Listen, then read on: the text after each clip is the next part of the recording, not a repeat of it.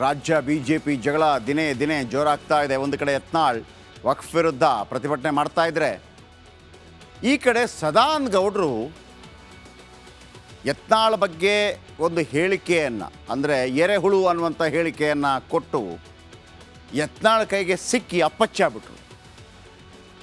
ಸದಾನಂದ ಗೌಡರು ನಿಮ್ಮ ಬಗ್ಗೆ ಹಿಂಗೆ ಹೇಳಿದ್ರಂತೆ ಯತ್ನಾಳ್ ಸಾಹೇಬರೇ ಅಂದಾಗ, ಯತ್ನಾಳ್ ಸಾಹೇಬರು ಕೊಟ್ಟ ಒಂದು ವಾರ್ನ್ಗೆ ಸದಾನಂದ ಗೌಡರು ಯಪ್ಪ ಯಮ್ಮ ಅಂತ ಬೆಚ್ಚಿ ಬಿದ್ದಿದ್ದಾರೆ. ರಿಪೋರ್ಟ್. ಎರೆಹುಳ ನಾಗರಹಾವಾಗಲಿಕ್ಕೆ ಪ್ರಯತ್ನ ಮಾಡಿ. ನಾಗರಹಾವ ಎರೆಹುಳ ಎತ್ತನೆತ್ತ ಸಂಬಂಧವಯ್ಯ ಸದಾನಂದ. ಪರೋಕ್ಷವಾಗಿ ಇದನ್ನು ಮಾಡ್ತಾರ ಅವರೆಲ್ಲ ನಾಲಾಯಕ ಅಂತ ಹೇಳುವಂತ ಮಾತನ್ನೇ ಹೇಳ್ಬಿಡಿ. ನಾಲಾಯಕ ಸುಮ್ಮನೆ ಬಾಯಿ ಮುಚ್ಕೊಂಡು ಕೊಟ್ಟರು ಒಳ್ಳೆಯದು. ಮಾಜಿ ಸಚಿವ ವಿಜಯಪುರದ ಶಾಸಕ ಬಸನಗೌಡ ಯತ್ನಾಳ್ ಬಿಜೆಪಿ ಪಾಲಿಗೆ ಬಿಸಿ ತುಪ್ಪವಾಗಿದ್ದಾರೆ. ವಿಜಯೇಂದ್ರ ವಿರುದ್ಧ ಸೆಡ್ಡು ಹೊಡೆದು ವಕ್ಫ್ ವಿರುದ್ಧ ಹೋರಾಟ ಮಾಡುತ್ತಿದ್ದಾರೆ. ಇವತ್ತು ಸದಾನಂದ ಗೌಡ್ರು ಹಾಗೂ ಯತ್ನಾಳ್ ಗೌಡ್ರು ಮಧ್ಯೆ ಮಾತಿನ ಯುದ್ಧವೇ ನಡೀತು. ಯಾವಾಗಲೂ ಎರೆಹುಳಾಗಿಯೇ ಮಣ್ಣಿನ ಸಂಪದನ್ನ ಹೆಚ್ಚು ಮಾಡಬೇಕು ಹೊರತು ಎರೆಹುಳ ನಾಗರಹಾವಾಗಲಿಕ್ಕೆ ಪ್ರಯತ್ನ ಮಾಡಬಾರ್ದು. ನಾಗರಹಾವ ಎರೆಹುಳ ಎತ್ತನೆತ್ತ ಸಂಬಂಧವಯ್ಯ ಸದಾನಂದ. ನಿನಗೂ ನಿನ್ನ ಮಾತಾಡಿದ ಕೃತಿಗೂ ನಿನ್ನ ನಾಲಿಗೆಗೂ ಎತ್ತನೆತ್ತ ಸಂಬಂಧವಯ್ಯ ಸದಾನಂದ. ಇದು ಹೊಸ ಕುಡಲ ಸಂಗಮವರ ವಾಣಿ ನಂದು. ರಂಪಾಟಗಳು ಮೈಕೈ ಮಿಲಾಯಿಸುವಂಥದ್ದು, ಇದಕ್ಕೆ ಯಾರೆಲ್ಲ ಒಂದು ರೀತಿಯಲ್ಲಿ ಪರೋಕ್ಷವಾಗಿ ಬೆಂಬಲ ಕೊಡ್ತಾರೆ ಅಥವಾ ಪರೋಕ್ಷವಾಗಿ ಇದನ್ನು ಮಾಡ್ತಾರ ಅವರೆಲ್ಲ ಬಿಜೆಪಿಯ ಒಬ್ಬ ಕಾರ್ಯಕರ್ತನಾಗಿರ್ಲಿಕ್ಕೂ ಅವ್ರು ನಾಲಾಯಕ ಅಂತ ಹೇಳುವಂಥ ಮಾತನ್ನೇ ಹೇಳಿಬಿಡಿ. ಅವರು ಭಾಳ ಮಾತಾಡ್ಯಾರ ನಾನು ಮುಂದೆ. ಅದನ್ನು ಬಿಚ್ಚಿಟ್ಟೆ ಅಂದ್ರೆ ಅವ್ರದ್ದೆಲ್ಲ ಬಣ್ಣ ಬಯಲಾಗ್ತದೆ. ಸುಮ್ಮನೆ ಬಾಯಿ ಮುಚ್ಕೊಂಡು ಕುಂಡ್ರದು ಒಳ್ಳೆಯದವ್ರು. ಸದಾನಂದ ಗೌಡರು ಯಡಿಯೂರಪ್ಪ ಅವ್ರ ಬಗ್ಗೆ, ವಿಜೇಂದ್ರ ಬಗ್ಗೆ, ಅವ್ರ ಭ್ರಷ್ಟಾಚಾರದ ಬಗ್ಗೆ ಇಟ್ಟು ಮಾತಾಡ್ಯಾರ. ಅದು ಮಾತಾಡಿಲ್ಲ ಅಂತ ಹೇಳಿ ಧರ್ಮಸ್ಥಳ ಮಂಜುನಾಥನ ಬಲ್ಲಿ ಬರ್ತಾರೆ ಅಂತ ಕೇಳ್ರಿ. ಇಷ್ಟು ಕೆಟ್ಟದಾಗಿ ಮಾತಾಡ್ರಿ. ನಾ ಎಂದೂ ಮಾತಾಡಿದ್ಲು ಯಡಿಯೂರಪ್ಪನವ್ರ ಕುಟುಂಬ ಬಗ್ಗೆ ಅಷ್ಟು ಕೆಟ್ಟ ಮಾತಾಡ್ಯಾರ. ಅದಕ್ಕೆ ಸುಮ್ಮ ಬಾಯಿ ಮುಚ್ಕೊಂಡು ಇರೋದು ಒಳ್ಳೆಯದು. ಬಿಜೆಪಿಯಲ್ಲಿ ಬಣಗಳು ಸೃಷ್ಟಿಯಾಗಿರೋದು ಸತ್ಯ. ಆದರೆ ಯತ್ನಾಳ್ ಪಕ್ಷಕ್ಕೆ ಬೇಕೇ ಬೇಕು ಅಂತ ಬಿಜೆಪಿ ಶಾಸಕ ಅರವಿಂದ್ ಬೆಲ್ಲದ್ ಹೇಳಿದ್ದಾರೆ. ಇದನ್ನೆಲ್ಲ ನೋಡಿದ್ರೆ ಯತ್ನಾಳ್ ಬೆನ್ನಿಗೆ ನಿಂತವರ ಪಡೆಯೂ ದೊಡ್ಡದಿದ್ದಂತೆ ಕಾಣಿಸ್ತಾ ಇದೆ. Bureau report, Republic Kannada.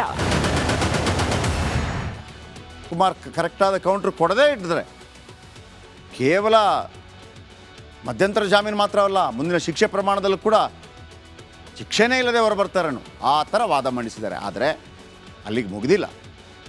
SPP ಇದಕ್ಕೆ ಕೌಂಟ್ರ್ ಕೊಡಲಿಕ್ಕಿದೆ. ಅದನ್ನು ಕಾದು ನೋಡೋಣ. ಈಗ ಪ್ರತಿಯೊಬ್ಬರ ಜವಾಬ್ದಾರಿ ಕೂಡ ಅವರವರ ಭಾಷೆಯನ್ನು ಪ್ರೀತಿಸುವಂಥ ಜವಾಬ್ದಾರಿ. ಅದನ್ನು ಹೇಳಿಕೊಡ್ಬೇಕಾಗಿಲ್ಲ, ಅದು ರಕ್ತಗತವಾಗಿ ಬಂದುಬಿಡ್ಬೇಕು ಅಲ್ವಾ? ಎಸ್ ಅಲ್ಲ ರೀ, RCB ಅಂತ ಅಭಿಮಾನಿಗಳು ವಿಶ್ವದಲ್ಲಿ ಸಿಗ್ತಾರೇನ್ರಿ? 17 ಬಾರಿ ಸೋತ ನಂತರ ಕೂಡ ಈ ಬಾರಿ ಕಪ್ ನಮ್ಮದೇ, ಆ ಟೈಟ್ಲ್ ಎಷ್ಟು ಫೇಮಸ್ ಆಗಿಬಿಡ್ತು ಅಲ್ವಾ? ಸೊ ಯಾವತ್ತೂ ಕೂಡ ಬಿಟ್ಟು ಕೊಟ್ಟಿಲ್ಲ. ಹೀಗಿರುವಾಗ ನೀವು ಅರ್ಥ ಮಾಡ್ಕೋಬೇಕು, RCB ಕರ್ನಾಟಕದ ಟೀಮ್, ಬೆಂಗಳೂರು ಟೀಮ್, ಕನ್ನಡದ ಪೇಜ್ ಫಸ್ಟ್ ಬರಬೇಕಾಗಿತ್ತು, ಆಮೇಲೆ ಇಂಗ್ಲೀಷು, ಆಮೇಲೆ ನೀವು ಆಯ್ತಪ್ಪ 2-3 ಮಾಡಿ ಕನ್ನಡ ಫಸ್ಟ್, ಕನ್ನಡ ಅಥವಾ ಯಾವುದಾದ್ರೂ ಒಂದು ಫಸ್ಟು ಪೋಸ್ಟ್ ಯಾವುದಾದ್ರೂ ಹಾಕೋದಿದ್ರೆ ಕನ್ನಡದಲ್ಲಿ. ಇಲ್ಲಿ ಬೇರೆ ಭಾಷೆ ವಿರೋಧಿಗಳು ಖಂಡಿತ ಕನ್ನಡಿಗರಲ್ಲ. ಆದರೆ ನಮ್ಮ ಭಾಷೆಯನ್ನೇ ನೀವು ಈ ಥರ, ಆಮೇಲೆ ಈ ಹಿಂದೆಲ್ಲ ಬಂದಿತ್ತಪ್ಪ, ನೀವು ಪಾರ್ಟಿ ಬಿಟ್ಟಾಕಿ ಸರ್. ಈ ಹಿಂದೆ ಇದೇ ಉತ್ತರ ಪ್ರದೇಶದ ಮುಖ್ಯಮಂತ್ರಿ ಹೇಳಿದ್ರು, ಹಿಂದಿ ಕಲಿತ್ರೆ ನಮ್ಮ ಭಾಗದಲ್ಲೆಲ್ಲ ನಿಮ್ಗೆ ಕೆಲಸ ಸಿಗುತ್ತೆ ಅಂತೇಳಿ. ಅಲ್ಲಿಂದ ಪಾನಿಪುರಿ ಮಾರ್ಕೊಂಡು ಇಲ್ಲಿಗೆ ಬರ್ತಾರೆ. ನಾನು ಅದನ್ನು ಇದು ಮಾಡ್ತಾ ಇಲ್ಲ, ಏನು ಅವಹೇಳನ ಮಾಡ್ತಾ ಇರೋದಲ್ಲ. ದಕ್ಷಿಣ ಭಾರತದ ರಾಜ್ಯಗಳೇ ಶ್ರೀಮಂತ ರಾಜ್ಯಗಳು, ಹಾಗಂತ ನಮಗೇನು ಕೊಂಬೇನಿಲ್ಲ ನಮಗೆ. ಆದರೆ ನಮ್ಮನ್ನು ಈ ಥರ ನೀವು ಅವಹೇಳನ ಮಾಡಿಕೊಂಡು ಮಾಡಿದರೆ ಬಿಡ್ತೀವಾ? ಸಾಧ್ಯನೇ ಇಲ್ಲ. ಕನ್ನಡವೇ ಸಾರ್ವಭೌಮ. ನಾವು ಹೇಳ್ತಾ ಇದ್ವಿ, ದೇಶದ ವಿಚಾರ ಬಂದಾಗ ನೇಷನ್ ಫಸ್ಟ್, ಕರ್ನಾಟಕದ ಕನ್ನಡ ವಿಚಾರ ಬಂದಾಗ ಕರ್ನಾಟಕ ಫಸ್ಟ್. ನಮಗೆ ಕನ್ನಡಿಗರಿಗೆ RCB ಹಿಂದಿ ಪೇಜ್ ಬೇಕಾಗಿಲ್ಲ, RCBಯಿಂದ ಬೇಕಾಗಿಲ್ಲ. ಹಾಗಂತ ನೀವು ಹಿಂದಿ ಚಾನಲ್ಗಳ ಮುಖಾಂತರ ನೋಡ್ತಿರೋದಂದ್ರೆ ನಮ್ಮದೇನು ಅಭ್ಯಂತರ ಇಲ್ಲ. ಆದರೆ ಕನ್ನಡದಲ್ಲಿ ಅವಮಾನ ಮಾಡಬೇಡಿ, ಕನ್ನಡಕ್ಕೆ ಅವಮಾನ ಮಾಡಬೇಡಿ.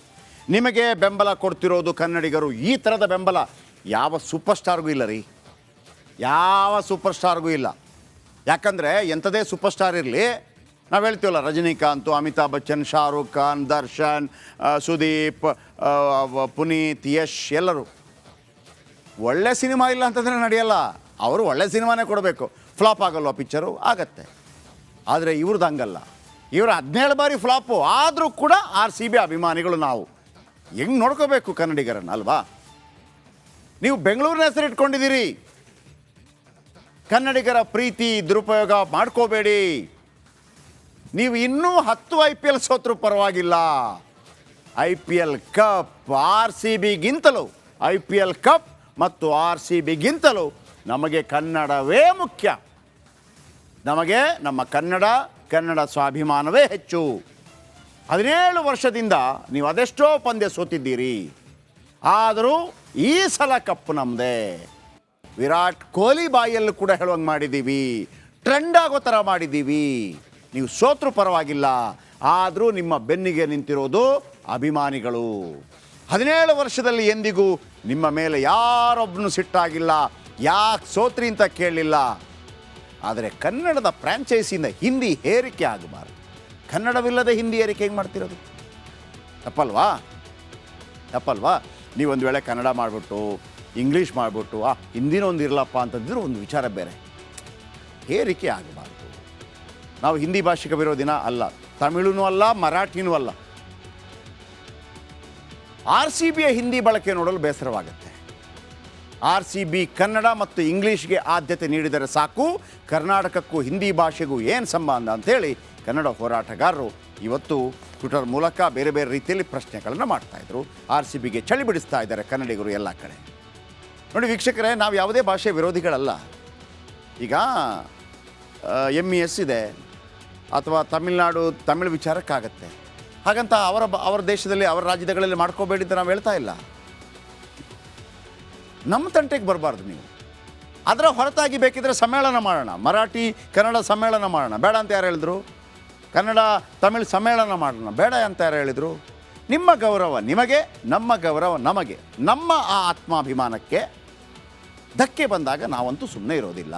ಅದು ಯಾವುದೇ ಭಾಷೆಯಲ್ಲಿರಬೇಕು, ಎಲ್ಲ ಭಾಷೆಯಲ್ಲೂ ಕೂಡ ಆಯಾಯ ಭಾಷೆಗೆ ಆ ಭಾಷೆಯ ಬಗ್ಗೆ ಪ್ರೀತಿ ಇರಬೇಕು.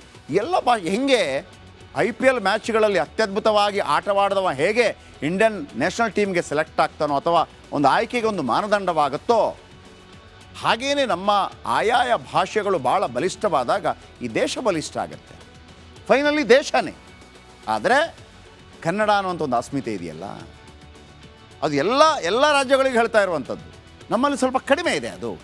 ಅದು RCB ಅಂತ ಟೀಮ್ ಮಾಡಿದಾಗ ಕೇವಲ ಇದು ಕನ್ನಡ ಹೋರಾಟಗಾರರು ಅವರ ಕೆಲಸ ಜವಾಬ್ದಾರಿ ಅಲ್ಲ, ಪ್ರತಿಯೊಬ್ಬರ ಜವಾಬ್ದಾರಿ ಕೂಡ ಅವರವರ ಭಾಷೆಯನ್ನು ಪ್ರೀತಿಸುವಂಥ ಜವಾಬ್ದಾರಿ. ಅದನ್ನು ಹೇಳಿಕೊಡ್ಬೇಕಾಗಿಲ್ಲ, ಅದು ರಕ್ತಗತವಾಗಿ ಬಂದುಬಿಡ್ಬೇಕು ಅಲ್ವಾ? ಎಸ್.